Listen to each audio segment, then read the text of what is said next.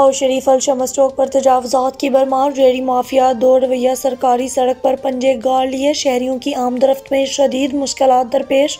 Ambulance भी कई घंटे तखीर का शिकार, जबकि और शरीफ की नाअहल म्यूनसिपल इंतजामिया मौका से गायब। जराये के मुताबिक अल शमस चौक और इसके इतराफ में रेहड़ी बान कब्जा माफिया बन गए। दो रवैया सरकारी सड़क पर पंजे गाड़ रखे हैं। दो रवैया सरकारी सड़क सुकर कर रह गई, जिसकी वजह से शहरियों की आमदरफ्त में शदीद मुश्किलात दरपेश। इमरजेंसी वाली एम्बुलेंस को कई घंटे रास्ता न मिलने की वजह से मरीज एम्बुलेंस में ही दम तोड़ जाते हैं। ताहम म्यूनसिपल कमेटी और शरीफ की नाअहल इंतजामिया खूब खरगोश के मजे लूट रही है, जबकि शहरियों ने DC बहावलपुर से फौरी अल शमस चौक को खाली कराने की अपील की।